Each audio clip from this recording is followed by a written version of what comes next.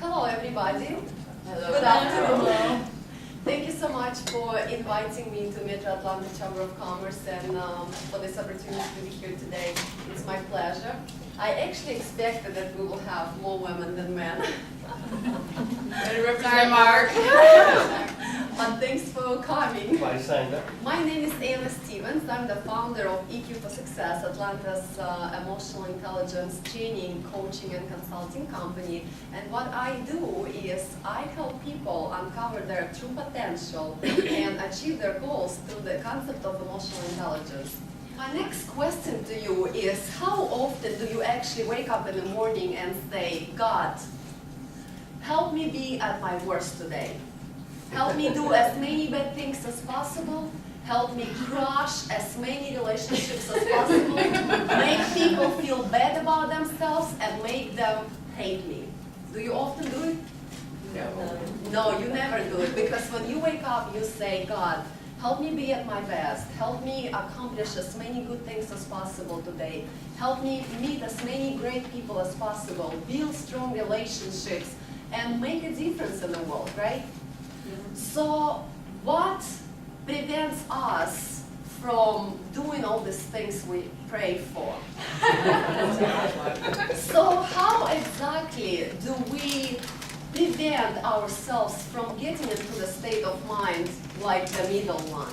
So we do it using tools and knowledge that I'm going to share with you today of the concept of emotional intelligence. Emotional intelligence is all about shifting your emotional state to the point where you can be your very best. Here's what our emotional intelligence model looks like. As you can see, our total EQ score is going to be at the core, and then subscales are going to be rolling up to the composite scales, and the composite scales all roll up to our overall well-being, which includes happiness.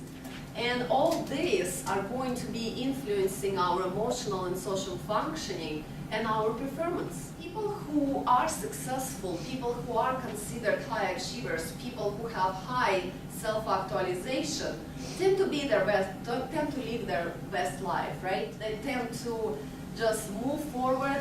They tend to never be pushed off their track and course by life challenges, events. They just tend to have it all. They're happy. They know that when they go, they will have lived a meaningful life, made a difference, been loved, and been a good example for others, right? So how do they do it all? What actually differs them from people who don't have it all? Well, they have goals, and not just goals, but SMART goals.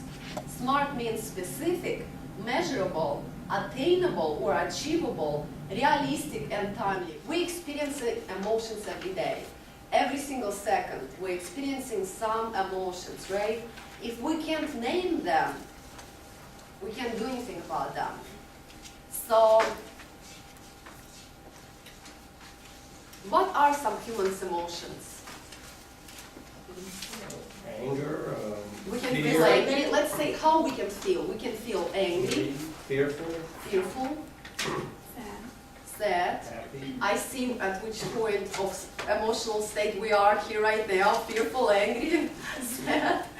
We feel excited, happy, optimistic, enthusiastic, right? We feel curious, we may feel calm. What else? Anxious. Anxious, that's right. Agitated. Hmm? Agitated.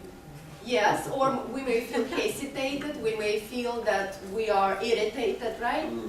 Would you say that each of these emotions would affect what we do, how we do it, and how we interact with people differently? Sure. Oh, yes. Yeah.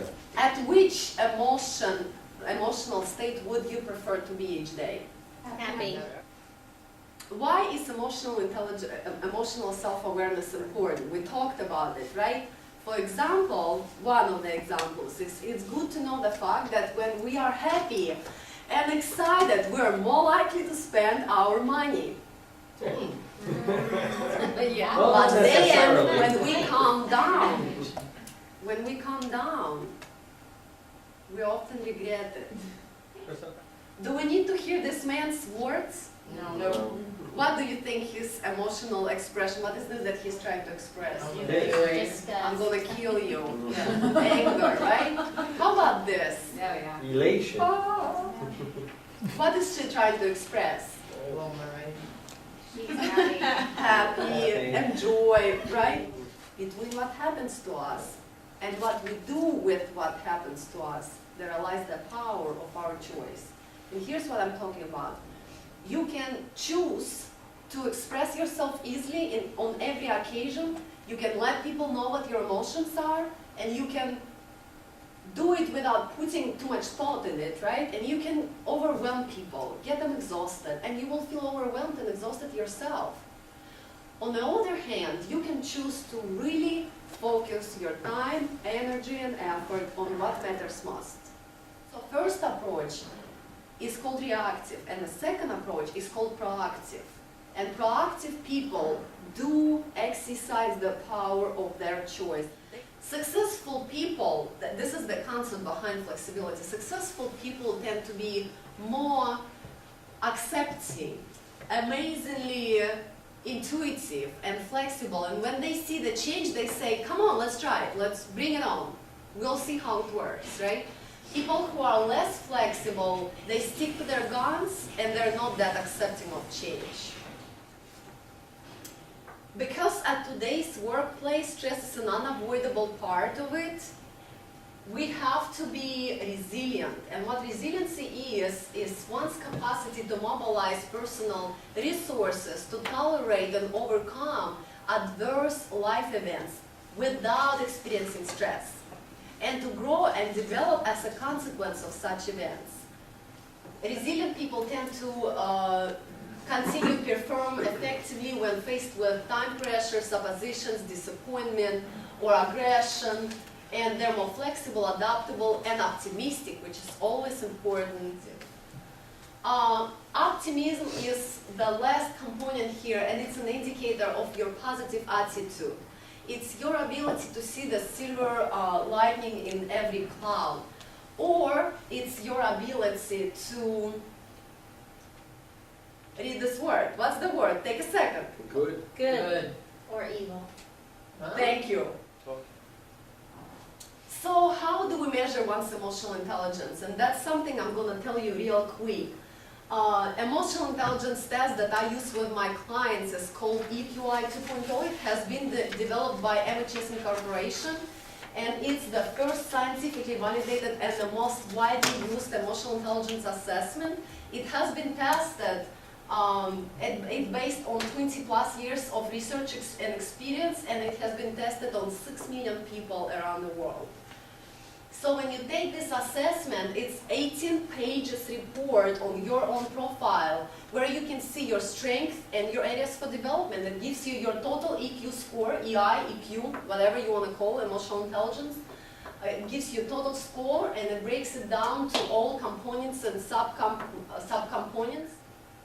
It also gives you strategies and suggestions and steps you can take further to advance your emotional intelligence skills so that you can do all these things we talked about today, right? Here's your well-being indicator. You can see happiness on the top of it. It's being measured separately from all other components, and it's being impacted by your self-regard, self-actualization, how you feel about yourself, optimism, and interpersonal relationships, your social functioning. And of course, when you take your assessment, it's being followed by this goal-setting page, which is being followed by personal development plan. It's more detailed, and you sign it, your coach sign it, and your coach is there for you to guide and support you to follow through with your commitments.